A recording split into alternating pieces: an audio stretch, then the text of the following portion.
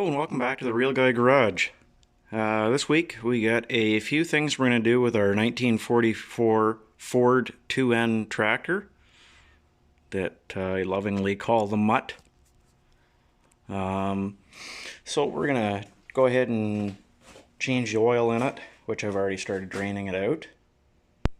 Which with these tractors, when you go to drain it, you got to remember you have an oil bath air cleaner, you have your drain plug on the bottom with a strainer.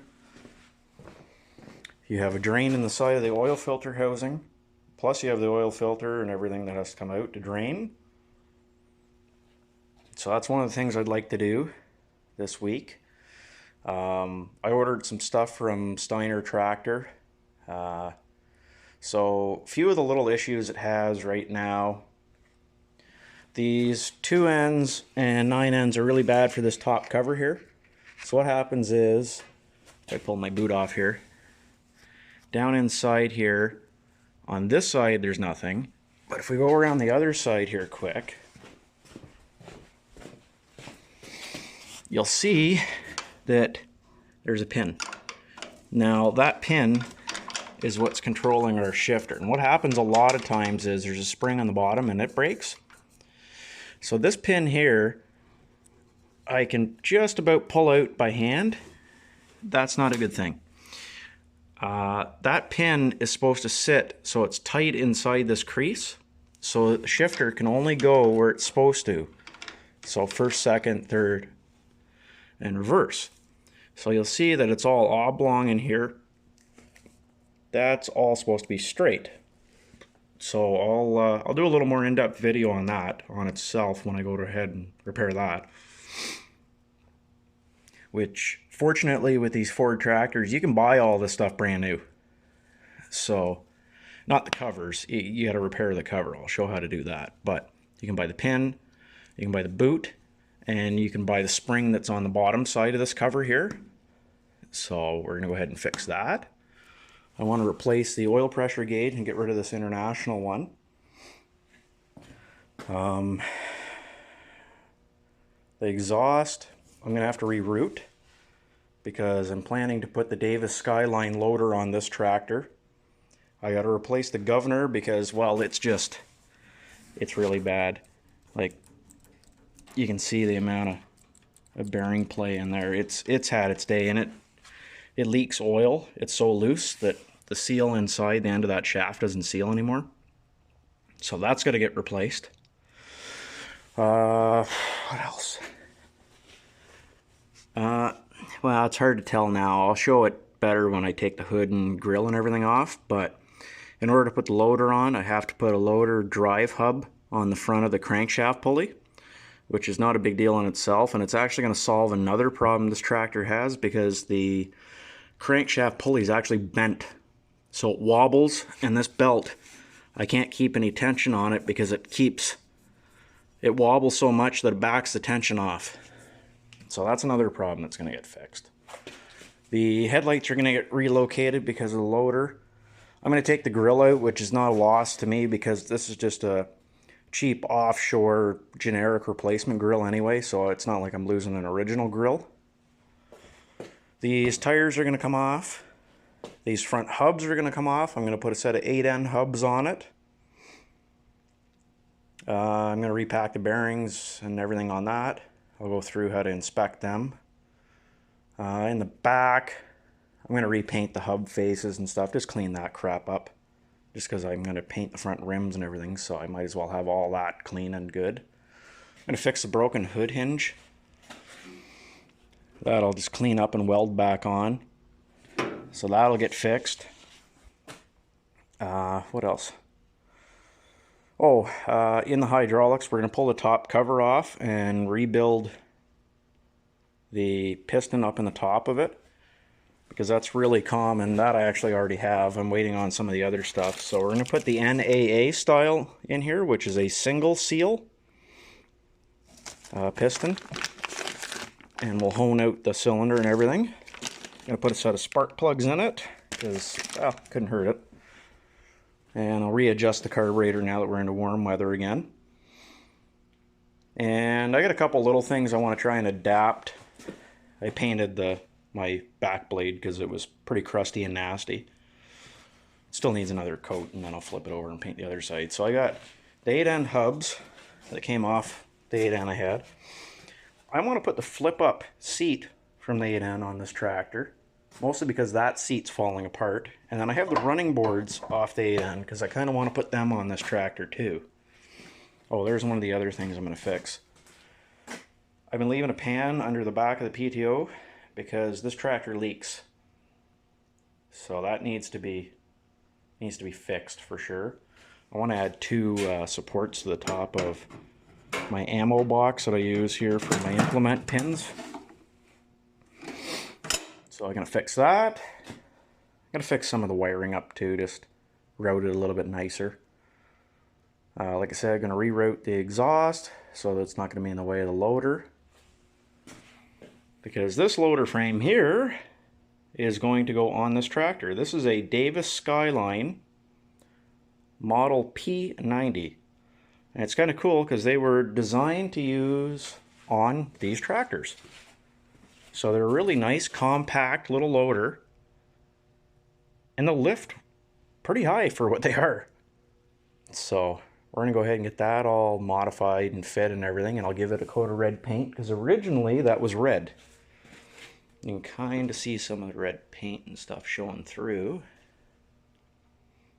Plus the tractor's red on the bottom, so it just ties in a little bit better there. So we're going to do that stuff. And there's the pump for it. I'm going to go through and just put new gaskets and seals in the pump, just because it wouldn't hurt. So we'll go ahead and do all that. And we'll hopefully have a much better little mutt.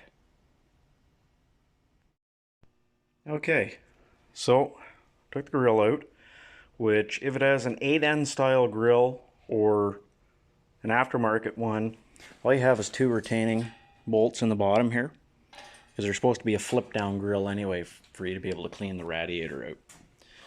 To remove the hood, you're going to have to take out the 4 bolts that go around the perimeter of the dashboard. 1, 2, 3, and 4. It is easier if you take the steering wheel off, and it's easier if you have a second person to help you. You're also going to have to take off the fuel line, and then you're going to have to take off the 2 bolts at the bottom that go through the front bolster. And once that's done, you're kind of laughing. That's not too bad to do then. But you got to take that stuff off first. So next thing, your radiator has to come off. To pull your rad, there should be 2 either bolts or nuts at the bottom here that go through the bolster, and then just your upper and lower rad hose. You will have a drain petcock on the bottom of the radiator, or at least you should if it's an original. And you should have one on the block also, but as you can see, I'm not getting into touching that just due to the fact of the block being cracked. I don't really want to try and open that, cause myself any more problems. It's another morning here in the garage. So you can see I got a bit more of the tractor apart here. And what I'm going to do today, still waiting on parts. They won't be here till tomorrow when I check the tracking, so that's not a big deal. I swapped out the oil pressure gauge, and I had to find some adapters that would work. So at least now I have an actual 50 psi Ford gauge in here. So I blew out all the lines on it, and I'm going to clean out the oil filter housing and all that stuff. But what I want to do here is, when I got the tractor, they had been in here playing around with the timing, and they had all that stuff screwed up. So I timed it, and I got it going again and what have you. But what I didn't realize was this was sitting in a box when I got it. This is the oil relief plunger and spring. And behind here is where that actually goes. So this is the IT&T Ford manual, and you can see right there. So this does affect the oil pump. So hopefully we pop this in and this tractor will have pretty good oil pressure. Well, no sooner did I say that I wouldn't have my parts till tomorrow did they show up. So at this point, I pulled off the old crank pulley, which it was not in great shape. I mean, I bent it a little bit taking it off, but it was already wobbling before I took it off. I changed the oil in it, put a new Napa Gold filter in it, and I pulled the front axle off, obviously, and pulled the distributor so I had a little more room to work because I changed the oil relief valve and the little spring that goes with it. And I pulled the old exhaust off and all that stuff, so I kind of been picking away at things. So I'm going to start fitting the, well, I'm going to go ahead, put the pulley on, put everything back on the front of the motor, so I can put the front axle back on, and then I'll start fitting some of the loader stuff.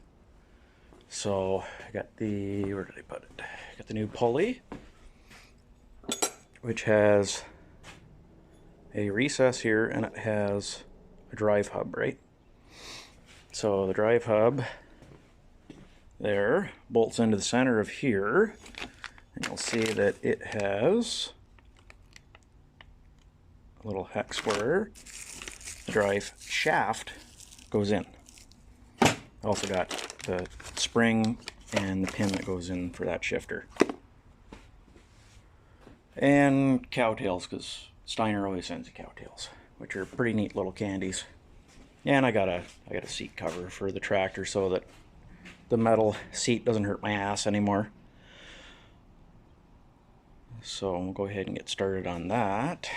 I'm painting the plow for it, and you can see I got the hubs and everything over there for it, and the flip-up seat from the 8N. And I painted the rims.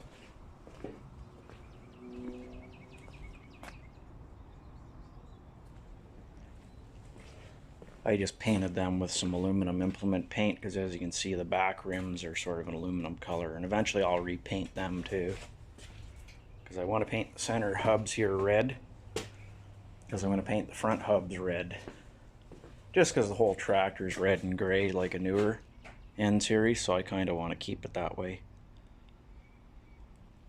But anyway, we'll get that buttoned up a little bit here. And